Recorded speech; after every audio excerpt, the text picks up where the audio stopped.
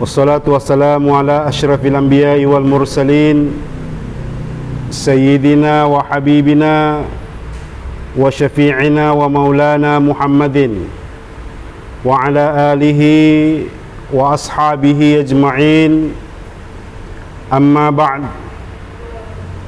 Fa ya ibadallah, ittaqullaha haqqa tuqatih wa la tamutunna illa wa antum muslimun. Wa qala an-nabi sallallahu alaihi wasallam, ittaqillaha haitsuma kunta wa atbi'is sayyi'atal hasanah tamhuha wa khaliqin nas bi khuluqin hasanin.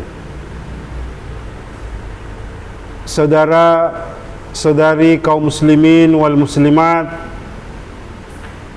para pemirsa Facebooker Netizen Gorontalo yang insyaallah pada malam hari ini semua kita dirahmati, diridhahi Allah Subhanahu wa taala.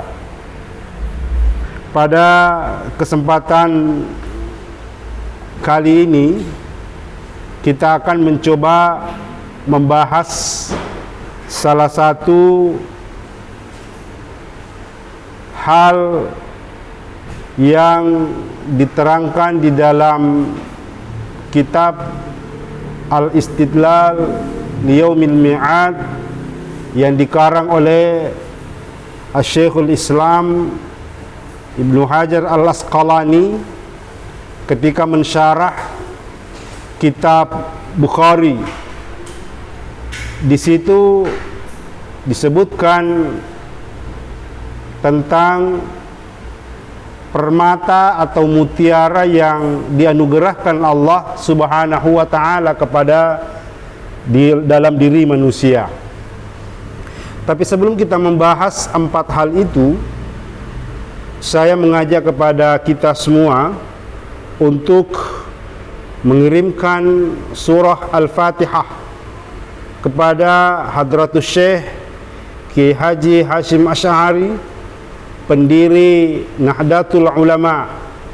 Semoga jeripayah beliau selama hidupnya mendarbawaktikan untuk agama, bangsa dan negara, khususnya kepada Nahdlatul Ulama, akan beroleh ampunan dan imbalan pahala di sisi Allah Subhanahu wa taala. Ala hadhihi niyyah. Al-Fatihah. Bismillahirrahmanirrahim. Alhamdulillahirabbil alamin.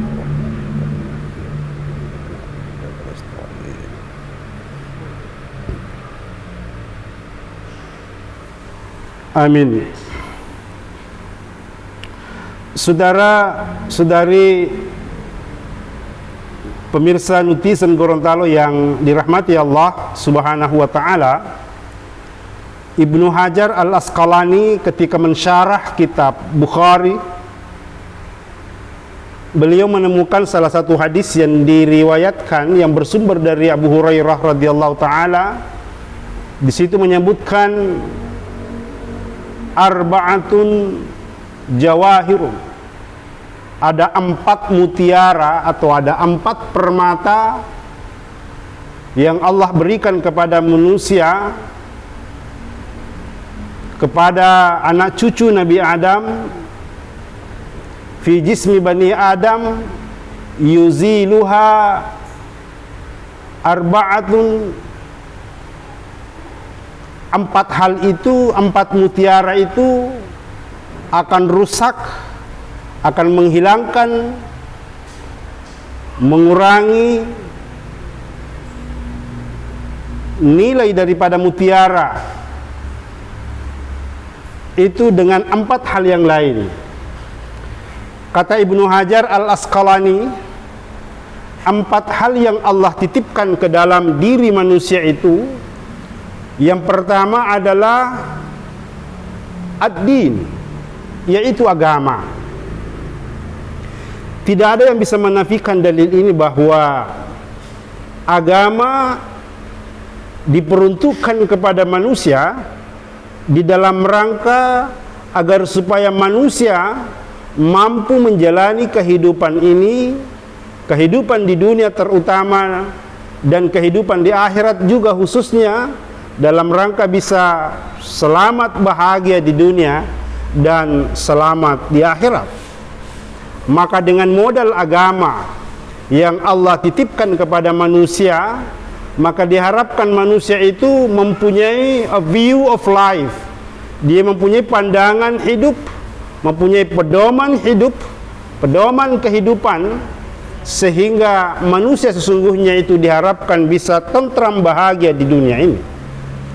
Maka agama yang dibawa oleh Rasulullah sallallahu alaihi wasallam diharapkan oleh Allah, diharapkan oleh Rasulullah agar supaya umatnya mampu mempelajari dimensi-dimensi atau hal-hal pokok yang diatur di dalam agama.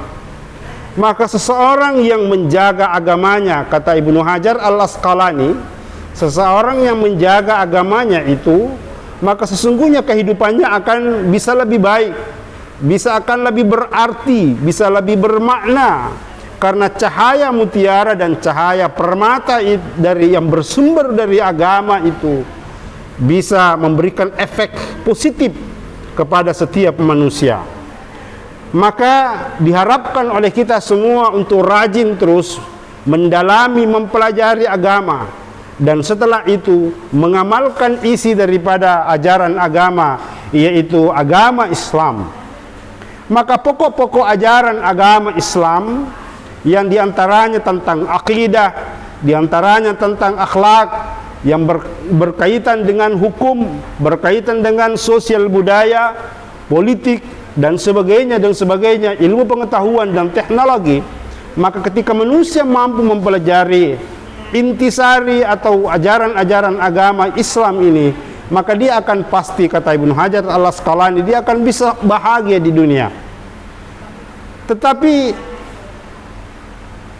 Ibnu Hajar Al-Asqalani menjelaskan bahwa betapapun agama yang kita pelajari itu, kita memahami ajaran agama itu, maka agama yang disimbolisasi sebagai mutiara atau permata yang memancarkan kilauan cahaya itu akan yuziluha, itu akan merusak, akan mengurangi nilai mutiara dan permata itu dengan apa? Dengan al-hasad. Jadi kata Ibnu Hajar Al-Asqalani yang dikutip di dalam hadis itu, wal hasad yuzilu haddin. Jadi hasad atau iri dengki itu akan mengurangi, akan merusak daripada keberadaan agama yang ada di dalam diri manusia. Pemirsa Facebooker yang dirahmati Allah Subhanahu wa taala, kalau kita lihat sejarah daripada sejarah kemanusiaan, kita lihat misalnya munculnya perdebatan yang berakhir pada al-qital, yang berakhir pada pembunuhan antara Habil dan Qabil, pertengkaran, bahkan perkelahian sampai kepada pembunuhan daripada anak daripada Nabi Adam. Itu muncul karena apa? Karena adanya iri dengki di dalam dirinya. Bahkan hidayah-hidayah atau kebenaran-kebenaran yang dibawa oleh para nabi dan rasul sampai kepada Rasulullah sallallahu alaihi wasallam itu terhalang, atau mereka tidak bisa menerima ajaran agama ini dengan baik. Itu di dalam sejarah menyebutkan salah satu faktor yang menyebabkan mereka tidak mampu mengimani para nabi dan rasul adalah karena adanya iri dengki di dalam dirinya. Nah, ketika misalnya agama Islam yang dibawa oleh Rasulullah sallallahu alaihi wasallam, ada sejarawan yang menyebutkan, bahkan mengatakan bahwa kenapa ajaran Nabi, ajaran monoteisme Nabi ini, ajaran untuk mengesahkan Allah Subhanahu wa taala itu ditentang oleh sebagian besar Arab Quraisy pada zaman itu. Ada yang menyebutkan bahwa salah satu sebabnya adalah iri dengki yang ada di dalam hati para Arab Quraisy pada saat itu. Kenapa mereka iri? Salah satu iri dengki yang pertama yang muncul di dalam diri Arab Quraisy pada saat itu adalah adanya sebuah kegelisahan batin yang mengatakan bahwa kenapa agama ini itu harus dibawa oleh seorang nabi yang dalam tanda kutip itu sangat miskin. Kenapa agama ini tidak dibawa oleh orang yang kaya, orang bangsawan dan sebagainya dan sebagainya? Kenapa justru harus Nabi Muhammad sallallahu alaihi wasallam? Yang kedua adalah ada yang menyebutkan bahwa iri dengki, yang menyebabkan iri dengki sehingga ajaran agama yang dibawa oleh Rasulullah itu tidak terterima oleh sebagian besar pemuka-pemuka Arab Quraisy adalah karena persoalan iri dengki sosial ekonomi atau akses distribusi kekayaan. Sebab apa? Nabi ini membawa misi monoteisme, mengesahkan Allah.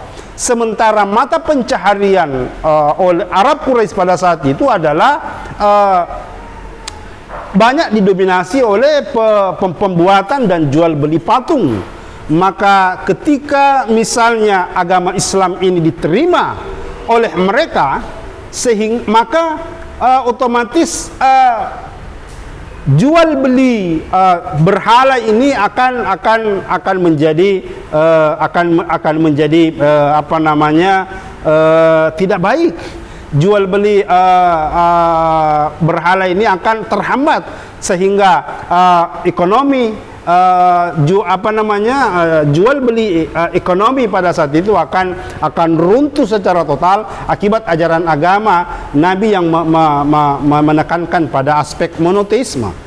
Maka iri dengki inilah yang menyebabkan sehingga perjuangan Nabi untuk mengkampanyekan, untuk mensosialisasikan, untuk mendistribusikan hidayah ajaran agama Allah ini kepada Arab Quraisy itu tidak berjalan secara baik.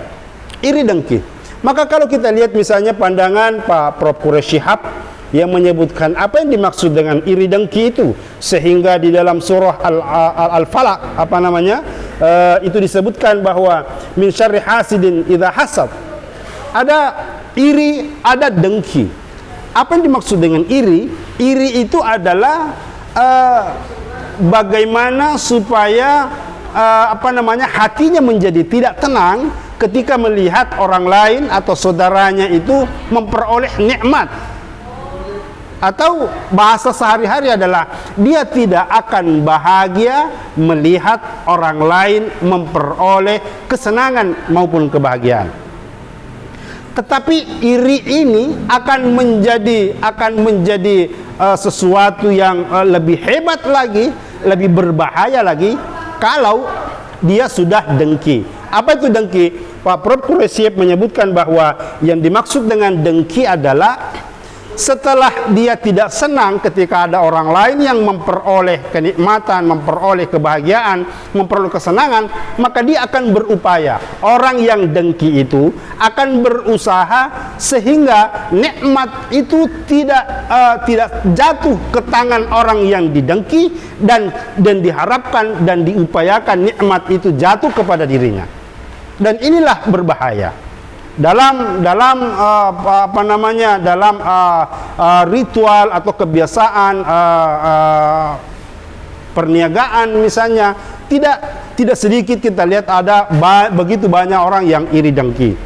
Dalam dunia birokrasi juga seperti itu.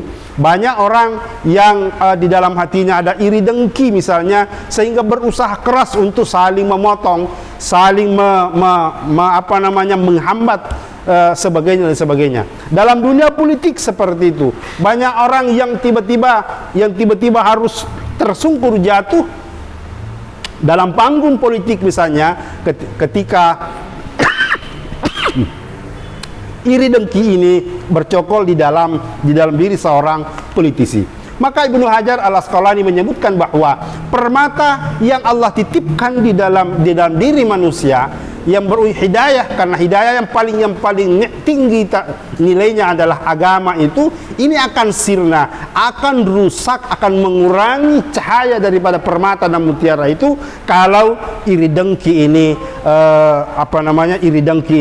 bercokol bertengger di dalam hati manusia. Maka pemirsa Facebooker, netizen Gorontalo yang dirahmati Allah Subhanahu wa taala, maka jalan untuk menjaga agama ini salah satunya adalah menurut di dalam kitab ini, salah satu cara untuk terus menjaga eksistensi dan kemurnian daripada pengamalan ajaran agama adalah menghilangkan iri dengki di dalam hati kita. Yang kedua adalah jawahirun atau permata atau mutiara yang ada dalam diri manusia yang berharga yang Allah titipkan itu adalah akal. Semua kita sepakat bahwa potensi daripada al-akal ini itu mampu untuk melakukan pekerjaan secara baik. Al-akal ini mampu merumuskan tindakan-tindakan yang baik, tindakan-tindakan yang benar, yang patut atau tidak patut dilakukan oleh seseorang. Maka al-akal ini memiliki derajat yang salah satu derajat yang sangat istimewa di dalam pandangan ajaran agama Islam. Kita lihat misalnya ayat yang berkenaan dengan itu, yarfa'illahu alladhina amanu minkum walladhina utul ilma darajat. Allah meninggikan beberapa derajat orang-orang yang beriman, orang-orang yang beragama, dan orang-orang yang berilmu pengetahuan. Maka bagaimana cara mendapatkan ilmu pengetahuan? Tentu dengan akal. Maka dipeliharalah akal ini secara baik. Dipeliharalah potensinya, karena ini adalah merupakan salah satu anugerah yang Allah berikan kepada seluruh manusia, setiap manusia. Tetapi kemudian wal ghadab yuzilul akal. Kemarahan, kata Ibnu Hajar al-Asqalani, kemarahan itu akan menghancurkan potensi daripada akal. Kita ingat misalnya seorang sahabat Nabi Sallallahu Alaihi Wasallam, sahabat Nabi ketika datang kepada Rasulullah, dia bertanya kepada Rasulullah, ya Rasulullah, sampaikanlah kepada saya sebuah nasihat yang dengan nasihat itu singkat, tetapi karena nasihat itu sederhana, nasihat itu singkat, saya akan mampu mengingatnya secara baik dan tidak pernah saya akan lupakan. Kata Nabi, ringkas. Kalau engkau, saya akan berikan sebuah nasihat. Dengan nasihat ini mudah-mudahan engkau akan mengingatnya, yaitu apa? La taghdab, la taghdab, la taghdab, falakal jannah. Nabi hanya mengatakan bahwa jangan engkau marah, jangan engkau marah, jangan engkau marah, karena kalau engkau tidak marah, falakal jannah, maka surga bagimu. Maka tidak sedikit orang yang akalnya sudah menjadi tidak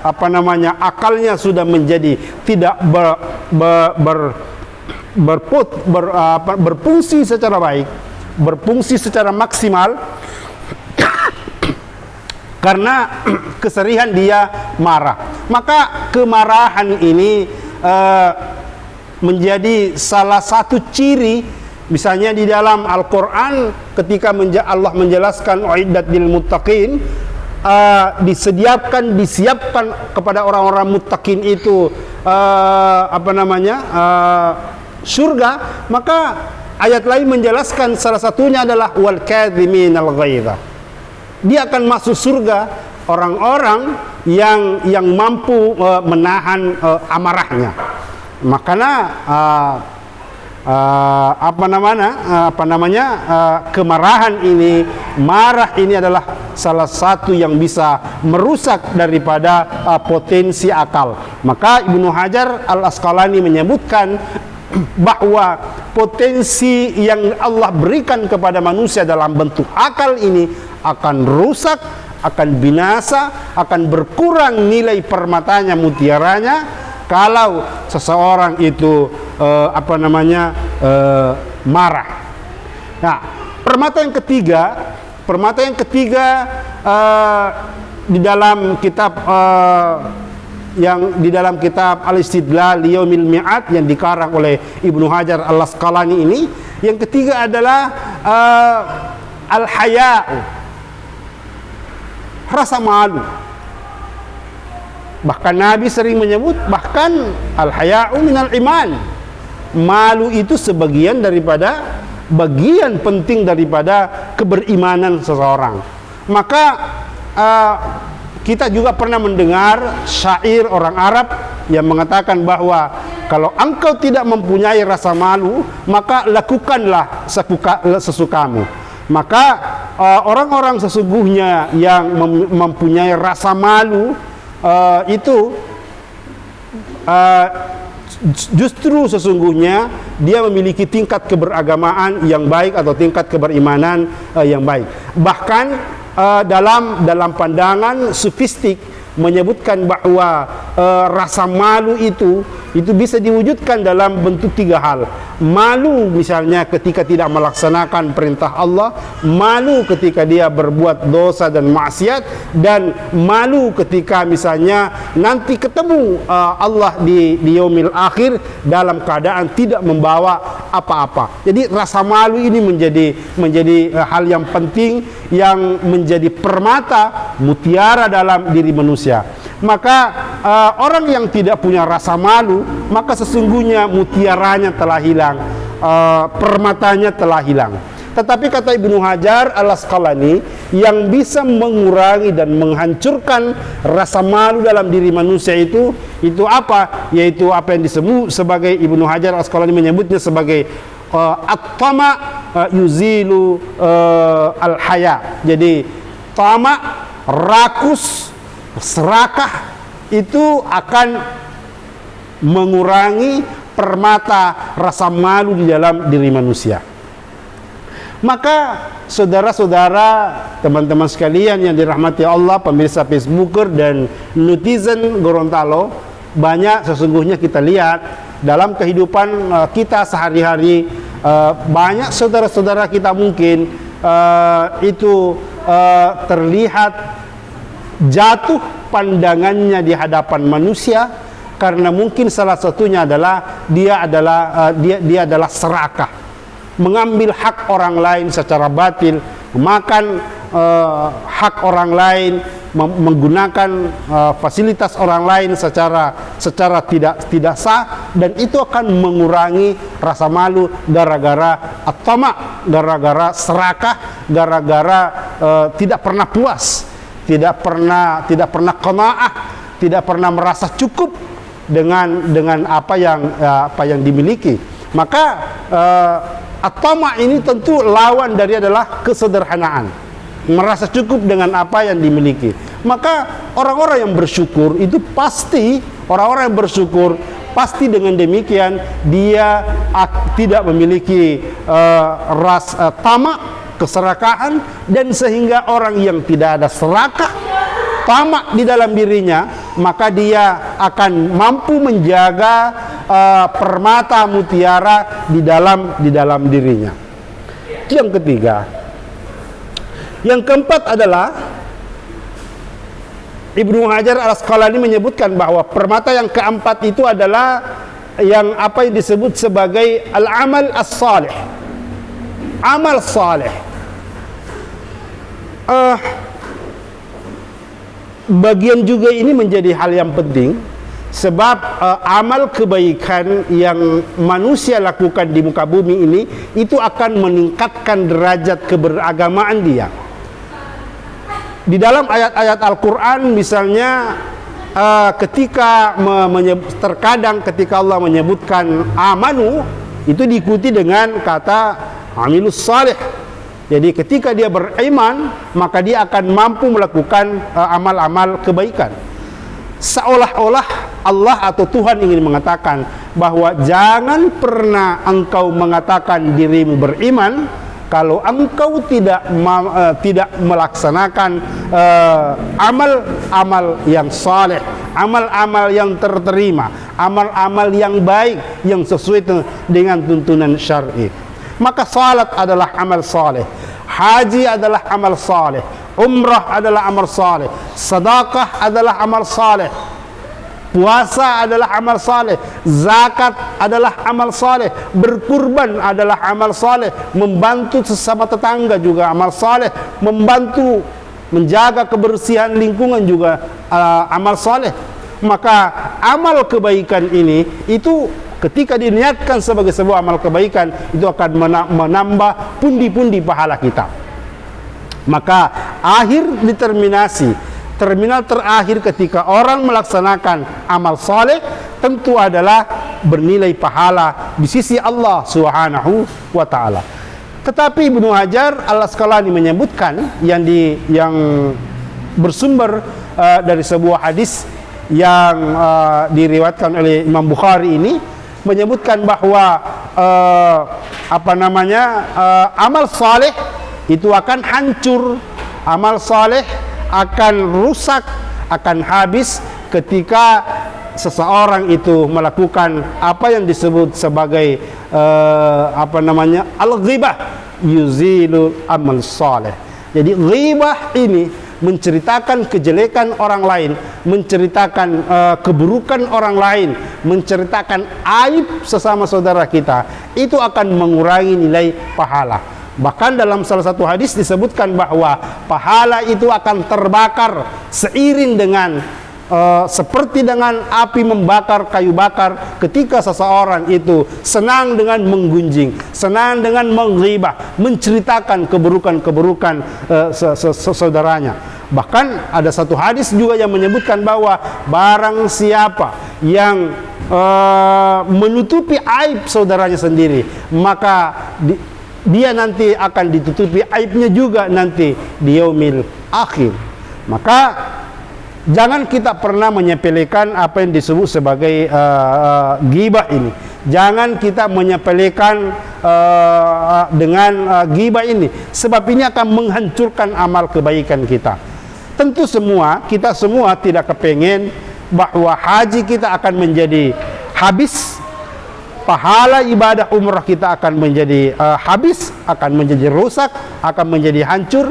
Pahala puasa kita, salat kita yang bertahun-tahun kita lakukan, itu akan habis ketika kita seringkali menggunjing, seringkali menceritakan aib saudara kita. Bahkan di dalam dunia maya seperti saat ini, orang berselancar di dunia maya, menceritakan kejelekan orang lain, membuka aib saudara sendiri, itu dapat dengan mudah dengan fasilitas handphone, smartphone, Facebook, WhatsApp. Kita mungkin tanpa sadar kita sudah menceritakan keburukan-keburukan saudara kita sendiri.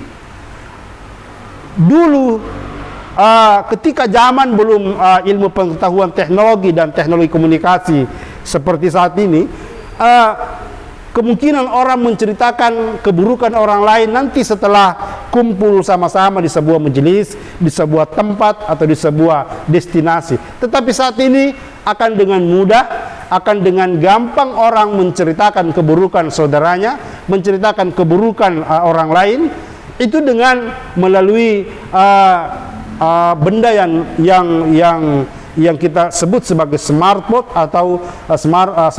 atau handphone. Benda inilah yang bisa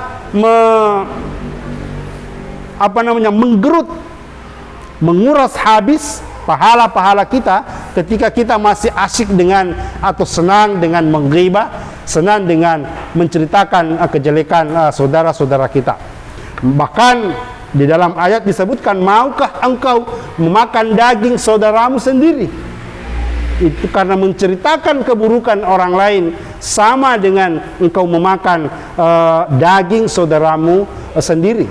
Kalau misalnya yang kita ceritakan kejelekannya itu adalah benar adanya, itu adalah ghibah. Tetapi yang kita ceritakan itu tidak sefakta dengan apa yang terjadi, tentu sudah kita sudah memfitnah saudara kita. Maka al-fitnatu asyaddu minal qatl. Fitnah itu lebih besar dampaknya daripada pembunuhan. Maka teman-teman Facebooker yang insyaallah dirahmati Allah Subhanahu wa taala, Saya ingin menyimpulkan pembahasan kita pada malam hari ini yang singkat ini, bahwa 4 permata yang Allah sudah titipkan di dalam diri manusia itu, yang pertama adalah agama, yang kedua adalah akal, yang ketiga adalah rasa malu, yang keempat adalah amal saleh. Ini akan hancur, akan binasa, akan rusak. Agama rusak karena iri dengki, akal rusak karena kemarahan, rasa malu akan binasa karena tamak atau keserakahan, dan sementara amal saleh akan rusak dengan senang menceritakan kejelekan orang lain, atau kita senang dengan berghibah. Maka saudara-saudara pemirsa Facebooker yang dirahmati Allah Subhanahu wa taala, inilah yang menjadi pokok watawasau bil haqqi kita pada malam hari ini, untuk sebagai tazkirah, untuk kita saling mengingatkan untuk menjaga 4 permata yang Allah titipkan dalam diri kita, dan juga menghindari